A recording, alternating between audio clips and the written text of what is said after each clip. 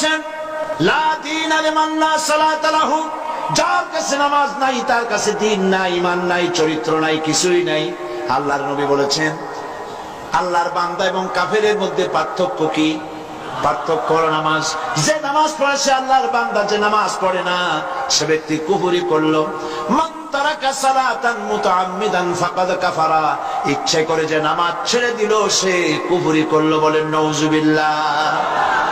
আদমশুমারিতে আপনার নাম মুসলমান থাকতে পারে, ভোটার লিস্টে আপনার নাম মুসলমান থাকতে পারে, পাসপোর্টে আপনার নাম মুসলমান থাকতে পারে, কিন্তু আপনি নামাজ পড়েন না। আল্লাহর কসম, আল্লাহর খাতায় আপনি মুসলমান নন।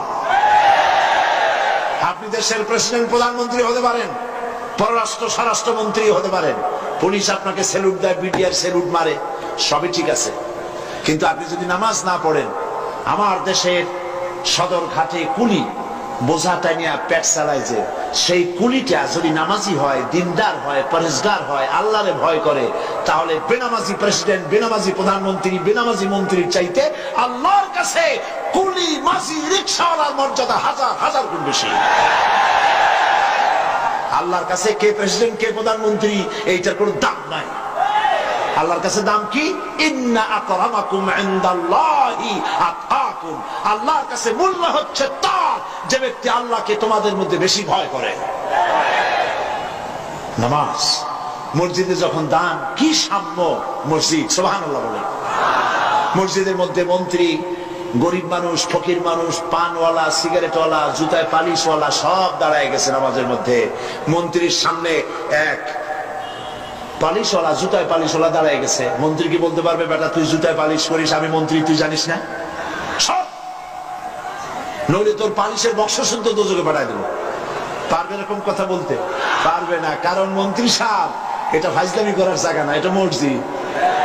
এখানে তোমারও যা মর্যাদা, ওই রিকশাওয়ালা, কুলি, মসজিদ, ফকির, ভিক্ষুক তার মর্যাদা সমান। বরং তুমি যদি বেনামাজি হও আর ফাঁকি দিতে নামাজ পড়তে আসে থাকো, তো তোমার থেকে ওর মর্যাদা বেশি।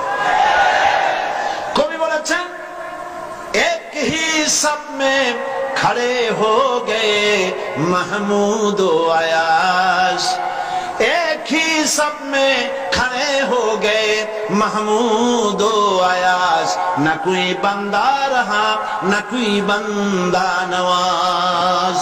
একই কাতারে সম্রাট মাহমুদ আর তার ভৃত্য আয়াজ দাঁড়ায় গেছে। এখন কেউ চাকরও নাই, ভৃত্যও নাই, সব আল্লাহ গোলামে পরিণত হয়ে গেছে।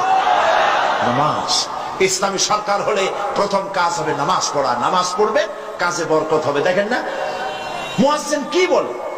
মুয়াজ্জিন আযানের ভিতরে বলে, হাইয়া আলাস সালাহ, এসো নামাজের দিকে। আপনি বলবেন মুয়াজ্জিন চিল্লাও কেন? নামাজের দিকে আসলে হবে কি? মুয়াজ্জিন দ্বিতীয় লাইনে গিয়ে বলে, হাইয়া আলাল ফালাহ, এসো কল্যাণের দিকে, মঙ্গলের দিকে। নামাজের দিকে আসলে পরে তোমার কিসমত খুলে যাবে, তোমার তাকদীর পাল্টে যাবে। এসো নামাজের দিকে, নামাজ পড়ো।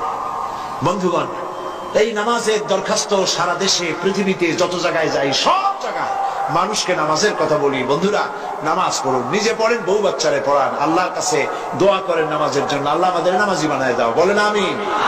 নামাজ আর কেউ ছাড়বেন? নামাজ না পড়লে কাফের, কাফের। নামাজ না পড়লে মুসলমান বলে দাবি করার কোন হক, কোন অধিকার আপনার নাই। নামাজ জীবনেও আর ছাড়বো না, এই ওয়াদা করতে পারবেন? দুই হাত উঁচু করেন, বলেন ইয়া আল্লাহ, তোমার কোরআনের মাহফিলে তোমারে সাক্ষী রেখে দুই হাত উঁচু করে কসম করি, শপথ করি, ওয়াদা করি, যতদিন পর্যন্ত মালাকুল মউত আমার মাথার কাছে না আসতেছে ততদিন পর্যন্ত ফরজ নামাজ, ফরজ রোজা আর ছেড়ে দেব না, আর ছেড়ে দেব না, আর ছেড়ে দেব না। এবার চিৎকার দিয়া বলেন, ইয়া আল্লাহ, আজকের এই কসম, আজকের এই শপথ, আজকের এই ওয়াদা আমার মৃত্যু পর্যন্ত আমাকে পালনের তৌফিক দাও।